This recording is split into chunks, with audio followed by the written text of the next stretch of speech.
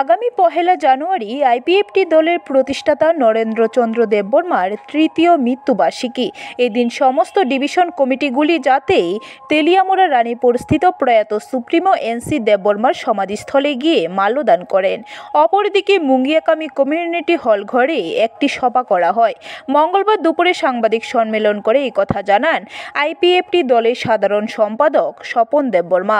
তিনি বলেন, গত 21 এবং 22 ডিসেম্বর আইপিএফটির একটি প্রতিনিধি দল রাজ্যের বর্তমান পরিস্থিতি নিয়ে উত্তর পূর্বাঞ্চলের প্রভাতী সম্বিত পাত্রা ও নেডার চেয়ারম্যান হিমন্ত বিশ্ব শর্মার সাথে মিলিত হন। একই বিষয় নিয়ে আবার দলের বিধায়ক তথা মন্ত্রী শুক্লাচরণ নোয়াতিয়া কেন্দ্রীয় স্বরাষ্ট্রমন্ত্রী অমিত শাহর সাথে দেখা করেন।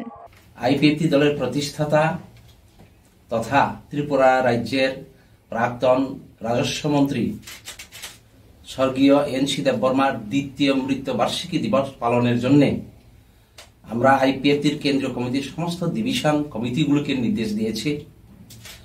আইপিএফটি দলের কেন্দ্রীয় কমিটির সদস্যগণ খয়ের তেলেমুড়া মহারানীপুর স্থিত স্বর্গীয় এনসি দেববর্মার সমাধিস্থলে গিয়ে আমরা মাল্যদান করব এবং মুঙ্গিয়া কামি স্থিত কমিউনিটি হল ঘরে এক কেন্দ্রীয় শোকসভায় মিলিত হব। আইপিএফটি দলের ইস্ট তেলিয়ামুড়া ডিভিশন এই কেন্দ্রীয় শোকসভা আয়োজন করবেন। সমস্ত ডিভিশন কমিটিগুলোর নির্দেশ পালনের জন্য অনুরোধ করা রাখা হয়েছে। ব্যুরো রিপোর্ট, খবর ত্রিপুরা।